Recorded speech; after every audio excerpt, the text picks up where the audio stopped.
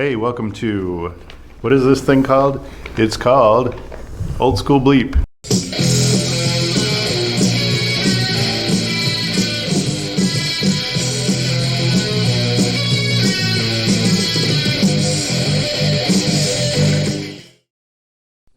Back to NiL8. So you weren't you were singing, but you weren't playing guitar. Or no, you weren't singing. Just playing guitar and working on the songs, and this was like kind of just before, like early on. Met Tom Armstrong, and he had, and this was early on when NiL8 first started playing. Before I kind of really realized that I knew, like, had met you, Scott, or had met you, Damon. But and I don't remember where it was. He was with a friend of his whose name started with, like, it was H. It was one word is what everybody called him. I think it started. No, it was EF. EF. That's right. Yeah, EF Roberts. EF. Okay, so somehow EF and we kind of had met. And we had just started to kind of play. I can barely play guitar now, but I really could barely play guitar back then. But I wanted to just keep working on songs. We did do some covers. We do not a lot, like MDC or the Necros. But for the most, like Circle Jerks, Black Flag. Did you guys do I Just Want Some Skank? Yeah, I Just Want Some Skank. We did that song by. Wasn't that the one where Gary said that he dropped that he pushed the drums down the steps or something? It did. Well, that's what it. Yeah, basically, Swaggerty that's what it sounded like. He tried to do a drum. We didn't know what we were doing. Right, we barely knew. So we tried to play like Agent Orange, but for the most part. We would work on our own songs. So to begin with, it was Bruce Williams played bass, who was my brother. I'm Jeff Williams. Terry Wilson was the singer, and Gary Swaggerty, who was also later known as Walnuts. That was the original NiL8 lineup. Gary Swaggerty then went over, became part of another band called the Suckholes, and with Jerry Nelson, who then went on to own a bar called Kanishiwa over in Southtown, down the street from Skank Skates, right? That kind of opened the door for a little bit later for us, when we kind of couldn't play shows as much because we kind of got a little bit of the Blacklist thing after the. No, that's the story you have to tell. That was the story I have to tell, right? So anyhow, back to the first time we played outside of my mom's basement was this new wave night, and at Positively 5th Street. And when we played, there weren't many people there to see us, but the Tober brothers, Dave Baker, were there. They didn't really card us or anything.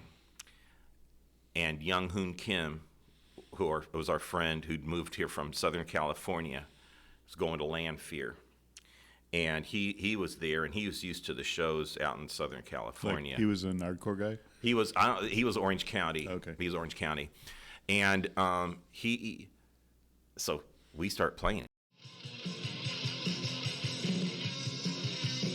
He starts just going crazy. And so it's like kind of just running into the Tober brothers and Dave. So they kind of start too.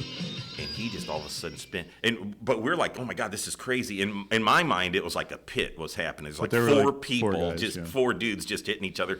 The people in the back are just like, what is the hell is going on? You know what I mean? They're kind of whispering to each other. I'm sure they're saying, are these guys even old enough to be in here? What's going on? This is supposed to be new wave night. It's supposed to be sensible. And you know what I mean? It had more of a different thing. But this is crazy what they're doing. Young Hoon Kim, all of a sudden, he spun around. He jumped in the air and boom, he hits a light fixture, not meaning to. And he goes over, crashes. Here again. And the manager of the club, owner, whoever, he's like, no, that's it. And that was that. And then the word was out on NiL8. Word was out, but we didn't know word was out. But then any place we'd try to go or call, because Terry usually would let Terry Wilson do the calling. And he's like, man, they just, right off the bat, they were like, are you guys old enough to be in, And so we're assuming that there must have been talk. They must have talked about it and like, don't let these guys play. They're not old enough, and they just destroyed our place, is what they. What about, now, so was it long after that you did the Bowers? Bowers Opera House had a battle of the bands, and we basically knew we couldn't play any place. So that's when, here again, another scheme was hatched. And that was, we were like, Terry, we think you need to go in there and present yourself as a country. That we're a country band. So we just went to, just describe Bowers Opera House. Like, what's the environment? Opera House is like it's like a jazzy dinner club sort of a thing. You know what I mean? It's kind of a little bit refined. A little bit upscale. Upscale. You had a lot of people who were going, the people who worked at the Capitol when they're, after they were done for the day, they'd kind of go and hang out there. That's kind of more or less what was so not a punk club. Was not a punk club or a rock club. Or a rock club. It wasn't a rock club at all. But they were having this battle of the bands. And we saw bands like Magnum Force and these other bands were going to play there, right? Magnum Force was like the Commodores or like Earth, Wind, and Fire or Parliament Funkadelic almost, because they had like 12 people in the band. They had a full horn section. They were funk, man. Did they have costumes? They did. They kind of not like all the same, but they kind of would dress up. You know what I mean? Sure. They kind of dress up, have vests on and stuff. Yeah. Do little bits of dancing. They didn't, but their sound was they were on it. So they were one of the bands, and then a couple like local jazz and blues bands, and then which. We still said we were NiL8. Well, anyhow. But you were a country band. But we were country. Well, what happened, this is how we got the audition, was we went out and just got a cassette. Here again, this is what was great about cassettes from like I think it was Dixie Truck Stop. You know what I mean? Over on Dixie Truck Stop. And just some real off-branch or off, this random country cassette. I don't even remember what the band was. Maybe Bruce would remember. Terry Wilson probably would remember. And basically just scrubbed just scrub it some, and that white ink would just kind of broke down and just came off of it, right?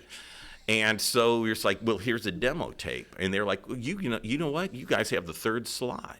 You guys got a slot in this. Congratulations. And we're like, and Terry came back. He's like, we're in. We got one of the slots. We played like around whatever this band, then us, and then Magnum Force, and and we were like, what? Oh my God, we're going to actually play a show in Springfield again. This is unbelievable. And so we go. Lori Boatman took us there. She had a Suburban, and it was her dad's Suburban, and so it was more room, so we got everything in. We went down there. We maybe had like about 7 or 8 people that came with us to see us play.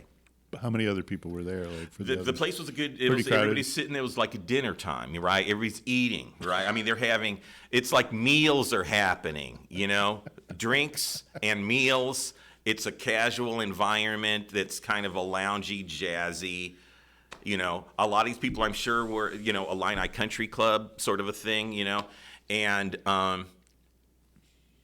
we started to play. What did you open with? Do you remember? You know what? I can't remember. I can't remember if we opened with a cover. Well, I think we thought we'd win them over with the cover, but it was like a cover by Jodie Foster's Army. You know what I mean? It wasn't going to be. It wasn't going to go over that well. And the song was Jodie Foster's Army by Jodie Foster's Army.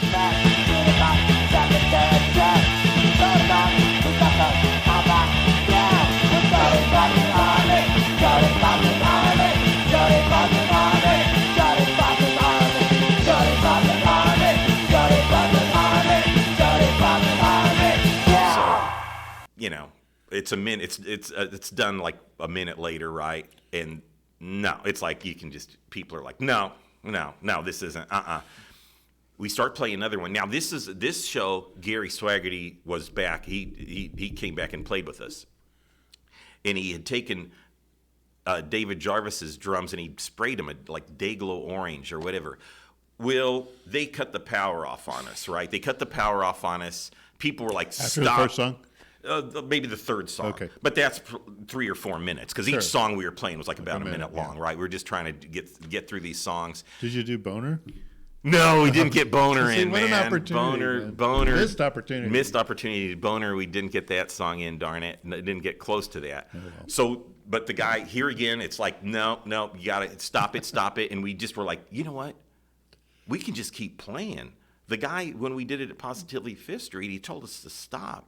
But we kind of didn't really, we could have kept playing, you know? We didn't have to stop immediately. You know, come on, authority, man. Find it. We were just young nerds, man. So we're like, we don't have to stop just because they said stop. We'll just keep on playing through it. And so we kind of did. When the guy's like, no, you're done. You know, there was a woman sitting there with a cigarette in her hand. She had her drink, but she still was like just plugging her martini glass. And she was just like this, like purposely like this, like making sure that we could see that, no, I don't approve. And look at me holding my drink and my cigarette and just going like this. But she just didn't care. And so he, after doing all the neck cuts, he then just went back. Power, boom, the whole place went dark, and we got a standing ovation. Not a good one. Not a good one. It was like good. Like I should say he got a standing ovation. Yeah. It was like good. Cut the power and dip. So we pack all our stuff up, and we start to just, now we got to roll it out.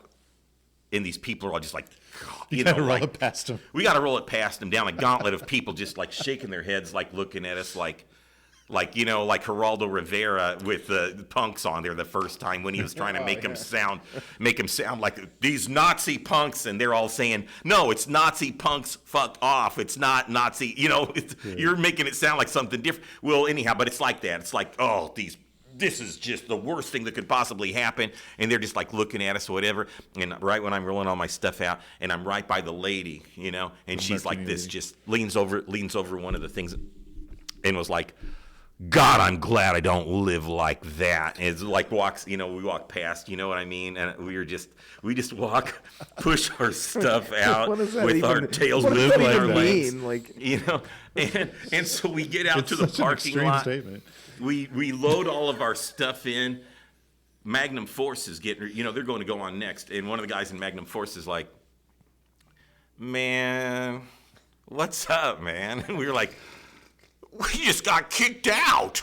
You know, he's like, what's the name of your band? And I was like, NiL8, sir. You know, he's like, man, don't worry about them people. Man, you guys, your energy is great, man. Just keep doing what you're doing. He goes, I don't know what you were doing, but just keep doing what you're doing, man. Don't worry about them. And I was like, man, it was awesome. You know what I mean? It was like this guy, he kind of looked in and was like, yeah, don't even worry about those people. So we packed everything in.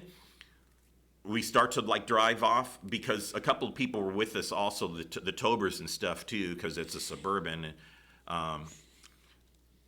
And my brother's just like, man, we got kicked out again.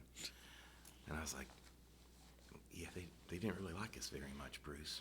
And Bruce was like, so when do you think we can play again? You know what I mean? We were just like, we were ready to go. It was almost like a vote of confidence that they didn't like us. You know what I mean? Right. And especially with dude from Magnum Force. Like, man, I'm crediting Magnum Force man, for saying, they're like, keep doing what you're doing. What you're doing, man. Your energy's cool, man. That's just keep doing it. So hell, if that guy hadn't said that, NiL8 wouldn't exist. It might not, man. We might have been like, it's too much. The pressure's too much. They don't like us. Yeah, that was something too. Like that was sort of the other side of that thing we were talking about. The community with the other punks and the lack of barrier. There was also a real, like when people said stuff was alternative, it really was an alternative to something. It wasn't just a standard. Right. It wasn't just a catchphrase. Punk was against what was the, like, whatever, the dominant music. Right. And the only way that you could hear it was to go to Apple Tree or go somewhere like that. We get alternative bands coming in all the time asking us to sell cassettes. And there's really a good local scene here. People don't realize it, and people, kind of tend to put it down. But there really is. I think a lot of times people have in mind this, going to a big city or whatever, and there's just this wonderful scene where there's all these great, bands playing around. But Springfield, for its size, has got a terrific scene. And we're glad to sell the tapes for people when they bring them in. And we do it for no cost, just kind of to help them and encourage them. There are drawbacks. I mean, there's a lot of times we don't have overly amount of room in here, and so it can get tight. And it is extra accounting and all that, but we just figure it's worth it to help the local bands out. What we've had a section of the wall kind of dedicated to alternative music for a while, where people can come in and see what's new out on that'd be considered alternative music. And the reason we do this, one reason, is it doesn't usually get any airplay. And so if people want to see what's out, they have to look at the wall, and otherwise do that or go through all the bins, and this makes it a lot easier. It tends to be highly successful. The only problem we run into sometimes is there's some things that are considered alternative that sell so much that they should be, in a section of the wall of stuff that's big sellers. And actually a lot of our bigger sellers are the alternative music. Something now like the REM U2, I mean, those started off on the alternative wall. And a group like the Replacements, for instance, was in our top 5 for a couple months, and that's without the benefit of any airplay, basically. One thing interesting with that is we do reports to a couple different radio stations, and they'll list their top 5 sales, and one I know takes it directly from what we give them. I mean, every week it matches up exactly. The interesting thing was when the Replacements were in our top 5, they'd always drop them off and then put in somebody like Duran Duran, because they weren't playing the Replacements and they were playing Duran Duran or whoever it was. The type of people that come in and buy alternative music doesn't fit the stereotype of the 14-year-old kid with the funky haircut. It actually pretty much crosses all the boundaries, and with the radio exposure it could be even more so, because there's a lot of people that after you get a certain age, I mean, about the only way you keep up on music is by listening to radio. In a group, say like 10,000 Maniacs, I mean, you hear the name and the average 40-year-old lady isn't going to buy it, but sometimes we'll be playing in the store and they'll come in and say, hey, this is really good. Because there really wasn't a radio station that was playing it. Not around not here. That I got tired of what was happening with the music scene. Not that I still didn't get into Led Zeppelin, the Rolling Stones, the Who, this, that, and the other, but, for me, rock and roll always has to keep progressing. And the alternative scene, although maybe a lot of it wasn't something new, it was that rekindled spirit. And moving from Champaign, which had a real healthy alternative scene, a real healthy music scene, and moving over here, when they interviewed me for the job, I said, well, what kind of commitment are we going to have towards new music? Are we going to be playing bands like the Replacements, so on and so forth? And they said, well, we'd see how that would come about, but we are toying around with the idea of an alternative program, And I said, well, I think that'd be a good idea, because just, talking with people, trying to get a feel for what the people in the street, are thinking, there is an audience out there for it. A lot of people didn't grow up with the Rolling Stones, didn't grow up with the Who, but they grew up with the Ramones, they grew up with the Pistols, and that is the bands that they are relating to. And I think that, it's a natural progression for the current music scene. It's drifting that way. Maybe punk was sort of retrospective, but it is something new, and I knew there was an audience out there, and I think sales-wise, the people who are into the alternative scene, they go out and buy it. We play like somebody like Bryan Adams, and it won't sell a single copy, but somebody like REM, it's like a number 5 seller here in town. So primarily I thought the alternative scene needed some attention, and whether it was a 2-hour program or a 1-hour program, it was better than nothing. And so you had to make an active choice, and it wasn't just a musical choice, it was a social choice. It was a social choice, align right. yourself with that. And this also, it was before any of like the whole, like the like hip hop or anything came into at the time, which was another kind of a counter, you know what I mean? A counterculture thing. So this was like the thing.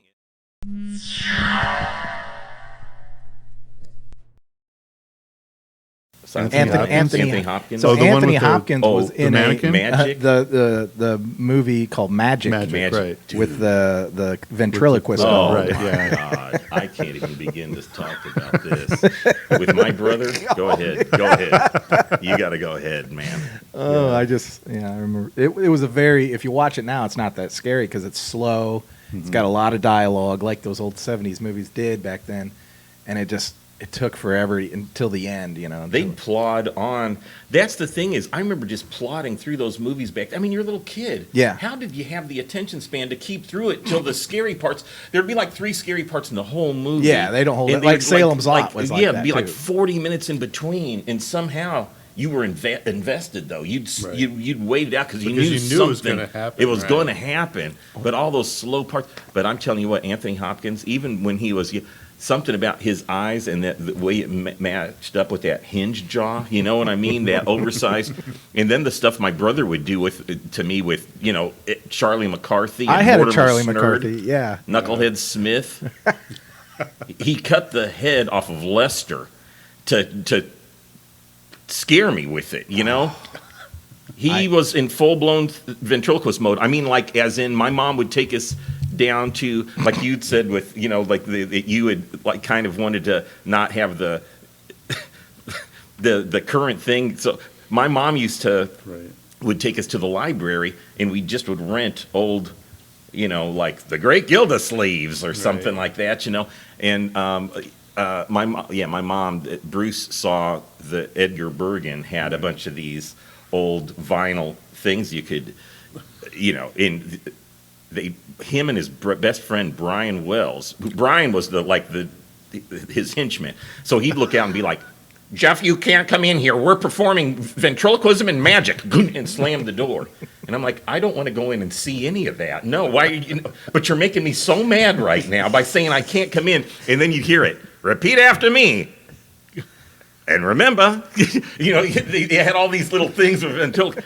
Thank you, sir, and I had another. Thank you, sir, and I had another.